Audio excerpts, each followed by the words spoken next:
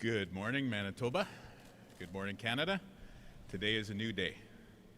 I'm very honored to be speaking to you in my new role today.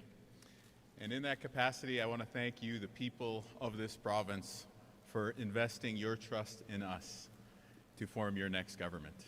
And I will commit to you again today that we are going to work hard every single day to repay the debt of gratitude that we feel for this opportunity by fixing your health care and by making life more affordable for your family. I wanted to begin with a message to Heather Stephenson and Dougald Lamont. Thank you for your service to our province. I've had the opportunity to get to know you during our time serving together in this beautiful building. And I want to say that leading a team and serving Manitobans takes heart. This is a job in which we give it our all. And I know that each of you have done the same. Last night, we won a mandate to fix healthcare in Manitoba. Everything that we want to do in healthcare has to start with the people. It has to start with staffing up our healthcare system. And that's why I spoke to you, those on the front lines of our healthcare system last night, and I repeat my message to you today. We need you. We need you working at the front lines so that we can build new emergency rooms to serve the people of this province. We need you at the front lines so we can stand up a new cancer care facility to give the best quality treatment to people right here in Manitoba. And we need you so that we can build the future of healthcare, so we can build something special for healthcare to serve you, the people of this province. We also know that along the way we need to improve the working conditions and improve the culture in the workplace of healthcare. And so this is what our team is going to set out to do. And we are going to deliver real results for you, the people of this province. Now we know that this is not going to be easy work, but we also know that the way we do difficult things in this province is by doing those things together. Over the course of this campaign, we saw many messages focused on division. And I want to say that I am extraordinarily proud that our province chose to rise above that sort of division. And that you, the people of Manitoba, good people that you are, chose to embrace a positive message for the future of our province. It was a message founded on health care and lowering costs for your family, but truly, at the end of the day, the basic message of our campaign was, after these difficult past 3 years coming out of COVID and the aftershocks of the pandemic, it is time for us to come together, time for us to unite as Manitobans. And so that was the message of our campaign. That was a message that we shared in celebration last night, and that is a message that we are committed to on this, the first day of our transition towards forming your next government. So this is just the beginning. And there's going to be plenty of news to share in the coming weeks. But for now, I just want to reiterate our extraordinary humility and gratitude at this awesome responsibility that we have been asked to serve you, the people of Manitoba. Thank you so much.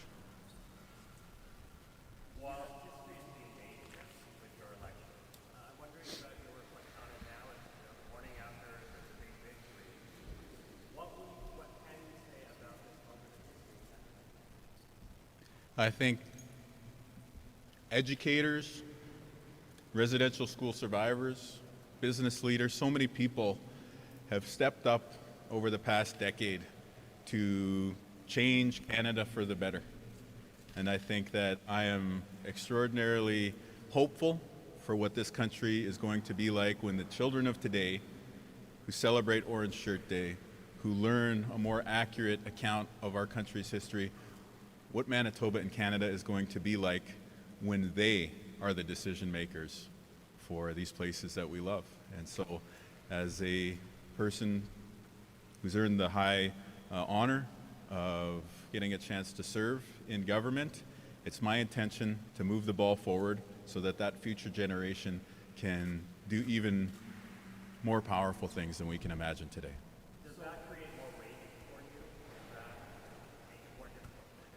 I've been asked to serve as Premier. I don't know how much more weight you could put on somebody. I mean, this is the most difficult thing that I've ever done in my life, and the real work hasn't even begun yet.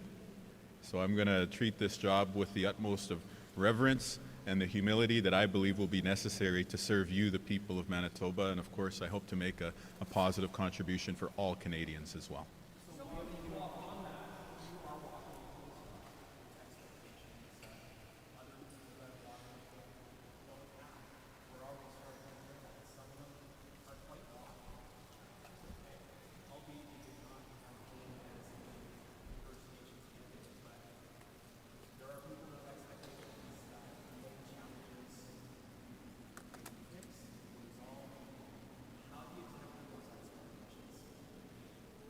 I think the thing that we have to do is we have to try. And I think that this is one of the other ballot questions on offer in this election. Should we just throw up our hands and say fixing healthcare is going to be too difficult? Or should we say we are going to have the ambition to make an effort? And that's what our team believes in, that's what I believe in. And so fixing healthcare is probably one of the most daunting tasks that you could lay before a province at this time. And yet we have taken the time to listen to experts and lay out a credible path forward, and I believe that we will be able to execute on it. And so if there are other expectations that people have of us and of myself as a leader, I would say that I'm going to meet them with the same approach of reverence and humility that I will bring to every task as the next Premier of our province.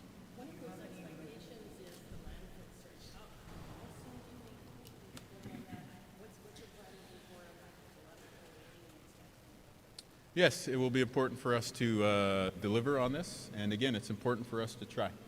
And so I think the first task before us is to go through the transition and to be sworn in as a new government, and then this will be one of those items that we want to tackle in the very early days of our administration.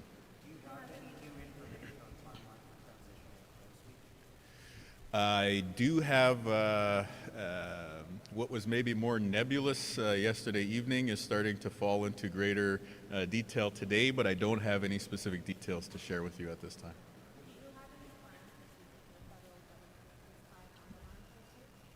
I'm sure that we will be speaking to them very shortly on that topic.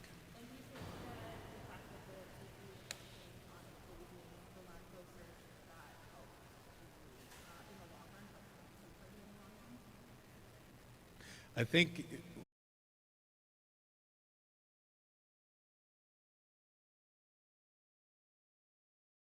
and you embraced a message of positivity, focused on healthcare and focused on affordability, but fundamentally focused on the belief that we are one province and that we can work together to do big things. And so for me, I think that we knew the PCs were going to go negative in this campaign. I don't think any of us expected the very dark turn that their ads ended up taking. But I do think that our initial belief in you, the people of Manitoba, that you wanted to hear a message of unity, of positivity, of a vision for the future, was an important contrast to what the PCs put on offer in this campaign.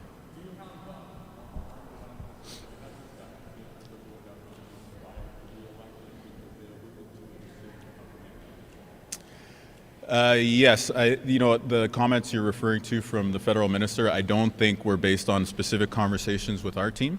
But as I have indicated previously, we have had some preliminary conversations with some federal representatives.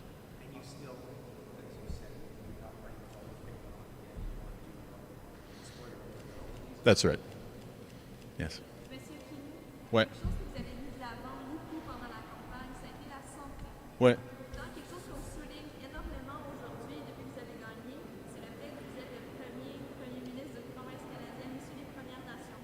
Ouais. Bien, ce que les Autochtones veulent, c'est la même chose que le reste du province, c'est-à-dire une meilleure qualité de santé et puis une vie plus abordable. Et puis moi, comme un membre d'une Première Nation, on a vécu des défis dans le système de santé. C'est une des raisons que j'ai lancé une carrière dans les politiques. Alors maintenant, je vais apporter ces expériences avec moi pour essayer d'améliorer le système de santé pour tout le monde dans notre province. Do you have any concerns with the way the votes rolled in last night and the timing and some of the delays that we saw on the polls? Do you have any concerns about how elections are going to go this I think I have not had the opportunity to see the details of some of the issues that you're talking about, and so I'll refrain from commenting right now. First 100 days, you won't be able to fully staff the healthcare system by then. So, like, what will you be able to accomplish within 100 days that you think you can do? First 100 days, we are going to deliver immediate help to you and your family when it comes to affordability. And we are going to start the important work of staffing up the healthcare system. And I very much look forward to hopefully this many reporters coming to all the announcements when we roll out those new initiatives. That is something I would like to do very quickly. How about the universal school meal program? That's something we've committed to implementing within this academic year. Yeah. You can expect to hear some details later today about some appointments regarding transition. I don't have those details to share with you right now. And then I think tomorrow we're going to share a few more additional details about transition. Yeah.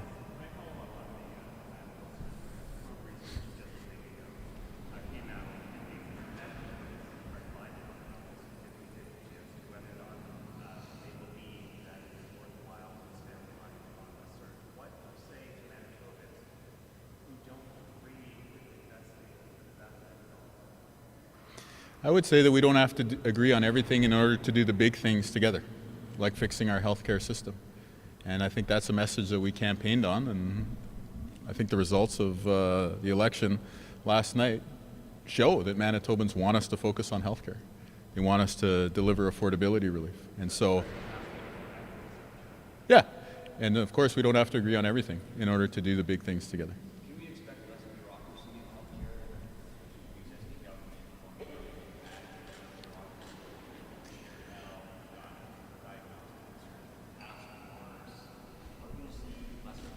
Yes.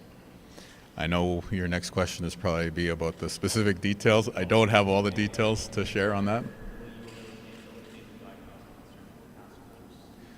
I don't have any news to share on that, but I would say that one of the things we campaigned on going well into the pre-writ period is to let's just simplify the bureaucracy so that there's more resources for the front lines, but also more empowerment, more decision making for the front lines. I think a lot of healthcare workers, whether they're the physician, the nurse, the x-ray tech, or the lab tech, they feel that they've been infantilized by too much bureaucracy in the healthcare system. And when I say fix the culture, that's a major part of what I mean by fixing the culture. Yes, we need better working conditions, but we also need to show more respect by ensuring that the people who've devoted so many years to training and have devoted their lives to building the clinical experience, that we show them that that is valued.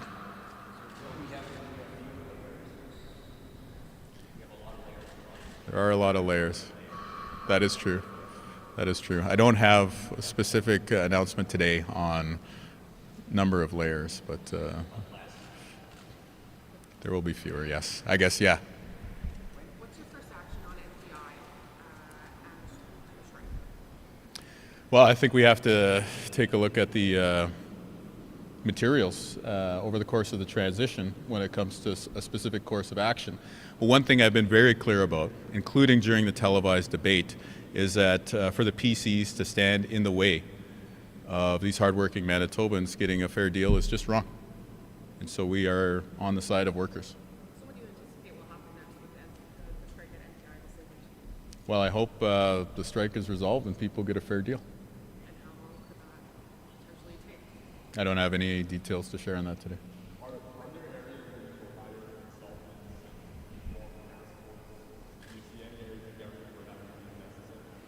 We have committed to a few cabinet committees, the Healthy Child Committee of Cabinet, an MMIWG2S Plus and Gender-Based Violence Committee of Cabinet.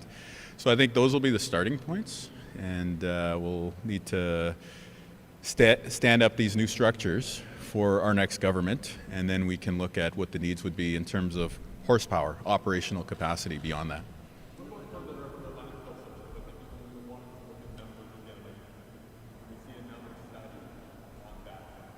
I don't think we have the time to commission another study. Rather, what I have in mind is just bringing in a second opinion from some other experts who have some thoughts to contribute on the topic. I do, but I don't have news to share about their names today.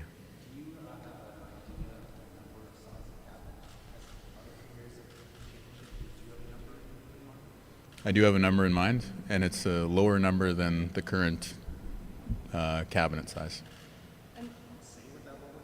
I don't have any news about cabinet appointments today. Will you issue mandate letters to members of the cabinet? Yes. Yes. Sorry, Wab, what do you think your election says broadly about reconciliation? It's a word we use a lot. It's a word that has different meanings. I think yesterday Manitobans voted for better health care, and Manitobans voted to come together for a positive vision of the future. And if along the way they elected an Indigenous Premier, then I would say that that's another testament to our country moving forward. But this election was about healthcare, and this election was about rejecting division in the face of the chance to work together for the future. And so that's the focus that I'll have.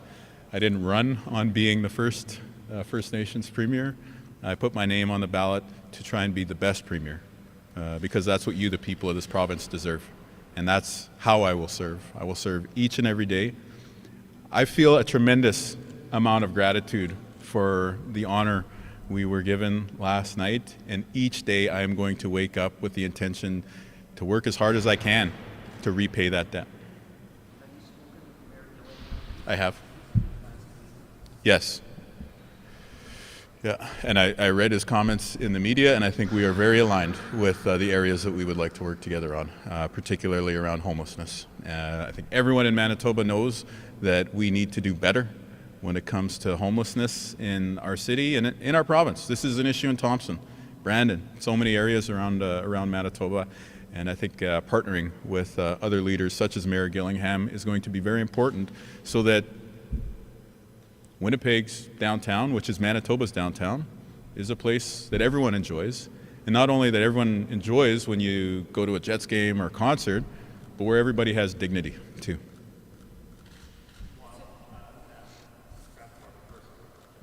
Yeah.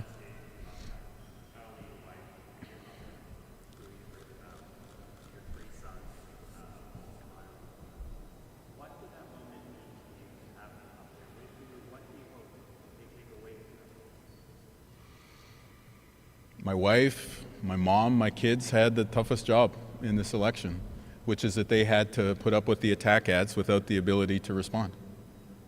And what I was able to tell them last night is that the people of Manitoba chose to reject that. And the people of Manitoba are consequently good people. And so whatever it is that you want to do in your life, and this is going out to every young person out there, at this point, whatever you want to do in your life is possible if you choose to believe in the goodness of others and you choose to put in the work necessary to achieve your aims. And I would add that my Uncle Fred was on stage with us too. He is the last of my dad's siblings who is still with us, and I'm very, very proud that he was there to be a family and spiritual support for us. And you have many questions about what it means for me. Think about what yesterday meant for him, who was in St. Mary's Residential School, who experienced the worst of it in our country's history. So whatever feeling I have pales in comparison to how humble I feel to be walking in the trail that was blazed by others in our province. And there are so many people in every community, every walk of life, veterans, public servants, you know, who've done great things. John Norquay, Louis Riel, you know, and the list goes on and on and on. You talked about expectations. There's a lot to live up to here in Manitoba, and I hope to be able to serve in a good way. What?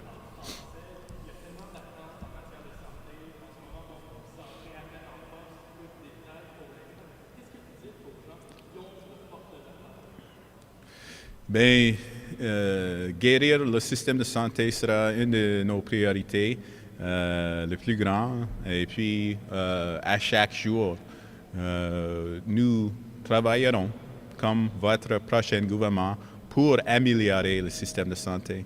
Et puis, tout ce qu'on veut accomplir dans le système de santé, ça commence avec embaucher plus d'infirmières, plus de médecins. Alors, on commencera là. Monsieur Kinew, j'ai une autre question en français. Oui.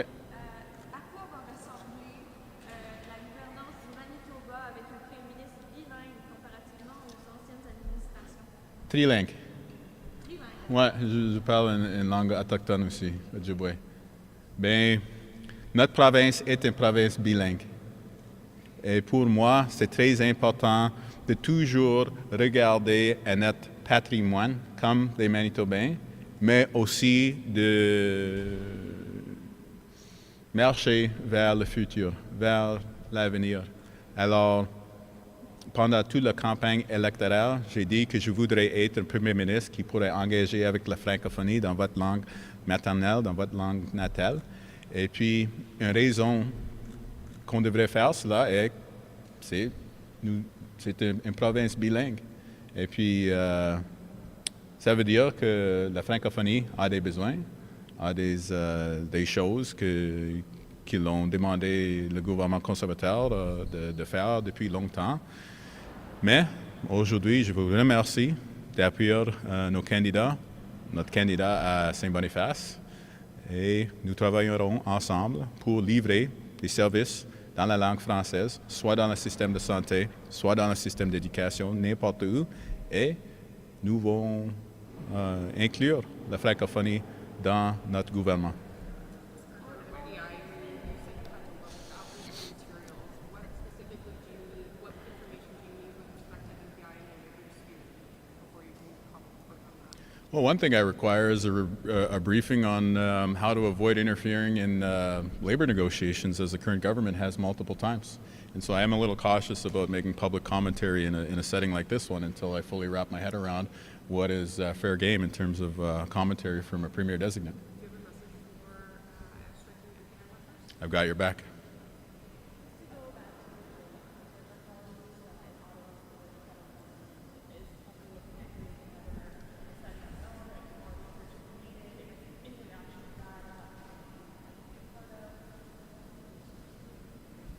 I don't think we need more study. But I'll work with other levels of government. That's something that I've communicated extensively in the lead up to the vote yesterday, and so I'll make good on that commitment. What year, question, would you like to see emergency removal? Ideally, as soon as possible. Realistically, year 4.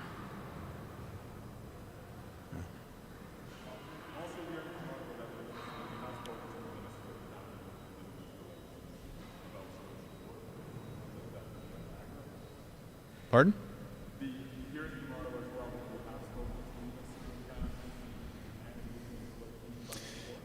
Oh, I don't know if I can speak about specifics of conversations. I can neither confirm nor deny. Monsieur Kinew, Justin Trudeau a commenté votre élection. Ouais. Il disait qu'il avait hâte de travailler avec vous sur plusieurs enjeux qui touchent les Manitobains, dont Ouais. le coût de la vie, l'économie. Ouais. Comment vous voyez votre collaboration avec le fédéral sur ces enjeux-là? Ben oui, créer une vie plus abordable pour le monde dans notre province est une grande priorité, mais pour nous, ça toujours commence avec le système de santé. Et puis, le gouvernement fédéral a une responsabilité d'investir dans le système de santé, mais aussi d'assurer que les services seront rendus au peuple dans un système public. Alors, j'espère qu'on pourrait travailler ensemble pour garantir ces deux choses sur cet enjeu très important. You've made so many promises, there's so many expectations and hopes riding on your government. Seniors advocate, people who rent and affordability issues. What can you say to them? Just be patient? I don't know. What would your message be to all the people who are expecting so much so soon? I think that our team has a lot of capacity and a lot of horsepower. I've had the opportunity to speak to Manitobans and to thank you for this opportunity to step into this new role of service to you, the people of this province. And I very much look forward to you getting to know the other members of our team and to see the things that they're going to be able to do for you, the people of Manitoba.